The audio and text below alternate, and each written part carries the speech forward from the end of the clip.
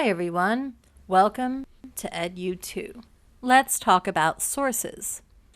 Sources are places where people find information for things like learning, news, making decisions, and the research for those reports your teachers keep making you write. Sources are like ingredients for making food.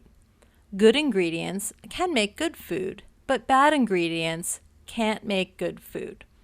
No matter what you do to bad ingredients, you won't get good results.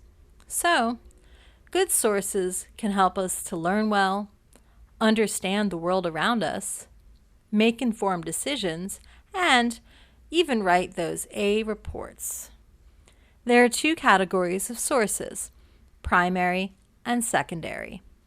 Primary also means first or original, and it means that you saw the event, read the document, or looked at the actual thing you're writing about. Now, let's take a class trip. Wow, that's quite the trip. Seeing a primary source is a good way to get information. When you've seen the pyramids in Egypt, you have a primary source of information about them. If someone were to tell you that the pyramids were really only 10 centimeters tall, you could say, "No, I've seen them, and they're much taller than that." Seeing things in person can also give you the texture and smell of them. Primary sources can tell you much more than reading someone else's experience of them. Primary sources aren't just going on trips. They can be reading original documents, like laws and treaties, listening to or reading historical speeches, and looking at art by the groups you're researching. If someone years from now wanted to write about you, they would probably check your social media, talk to people that you know, and maybe even read your emails. Since not everyone had an email address, letters written by people directly involved in an event are also primary sources.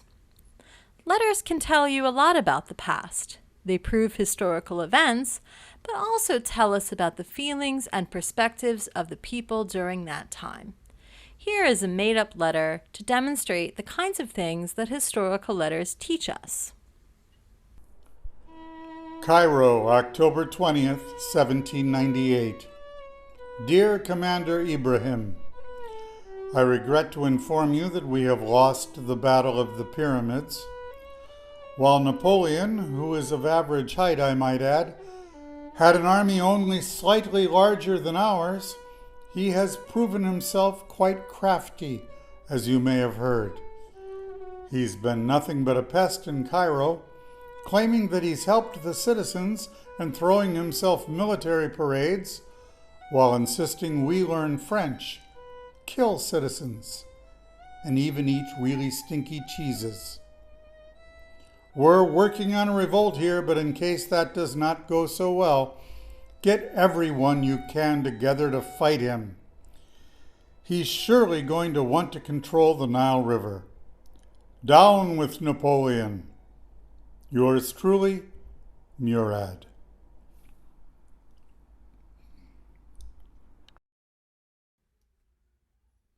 A primary source, like letters, but real letters, are one way that historians do research. From this example, we could verify and find out more about a historical period. Things like the date of the event, the fact that Napoleon did win a battle in Egypt, him being disliked in the region, so there was an attempted revolt against him. And he also wasn't really short. Historians take primary sources and piece them together for an audience in books. Books. Books, newspapers, magazines, and other media that describe events are secondary sources. Secondary sources interpret and explain things, like this video. Your textbooks are secondary sources, even though they may have pictures and writing from primary sources. We need both primary and secondary sources to get information and to learn from. Each one of these kinds of sources has advantages and disadvantages. Primary sources aren't always convenient. That trip to Egypt may be too expensive, time consuming, and it might just be too far away. A secondary source, like a good book about Egypt, is much easier to find, and you can read it comfortably in your favorite chair.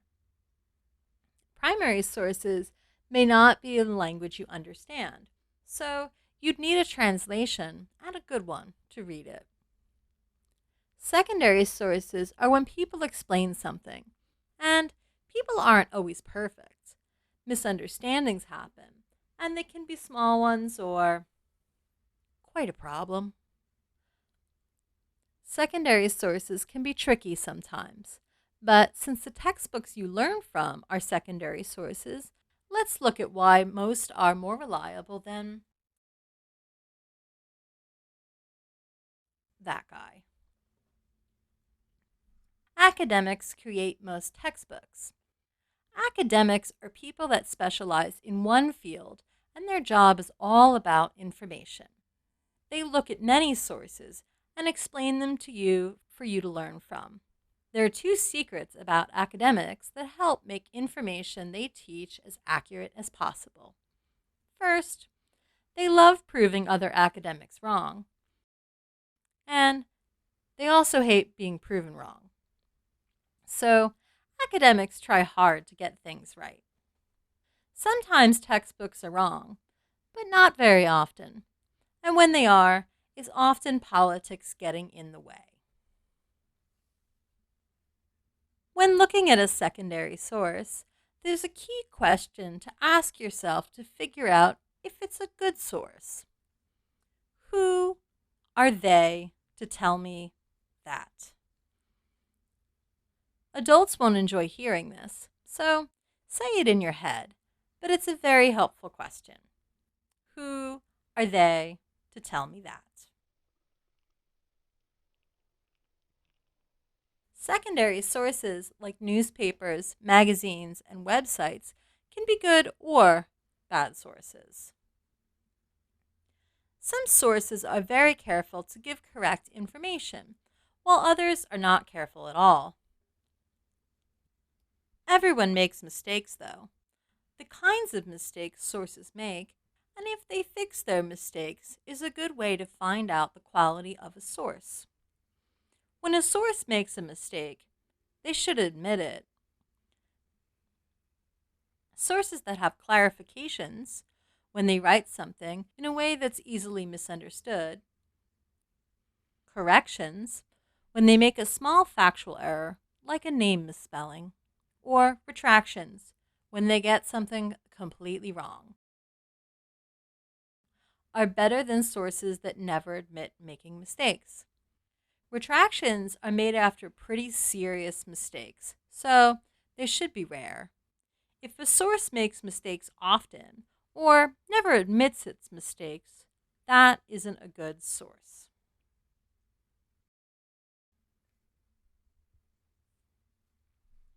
You can look at when sources were created,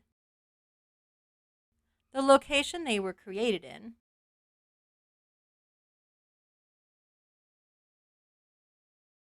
the audience they were intended for, who they quote or ask for information, and most importantly, how they earn money. All of these influence source creators. Finding out how an internet source makes money can be simple. Does the site have ads? While many sites need ads to pay for their cost, what kind of ads they use also can tell you how much they value facts. Some ads are related to the content of the source. Other ads show you things related to what else you've looked at on the internet, and others have ads that will promise you anything and lie just so you'll click on them. A source that doesn't value facts won't care if their ads lie, where a source that cares about facts wouldn't put ads that lie on their page. It can be difficult to figure out if something is a good source, especially on the internet. If you're not sure, there's an amazing place that you've probably already heard of to find out: the library. Librarians are experts in knowing about sources. If you're ever in doubt about a source you found or not sure where to look, ask a librarian. Some libraries also have special sources, such as law books, newspapers from over 100 years ago, or even letters and stories created by authors that you may not find on the internet. So you can often find primary sources there too. The library should be your first stop to find information.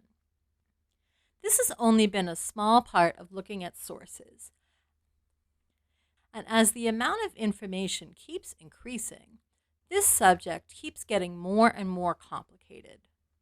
Remember that primary sources are an original, and secondary sources are when someone looks at primary sources and writes about them.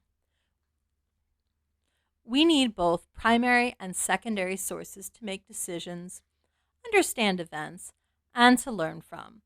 With secondary sources, it's important to look closely at them and ask, who are they to tell me that? And when in doubt, ask a librarian. We hope that this helps you the next time you need to research something. This has been EdYouToo telling you this.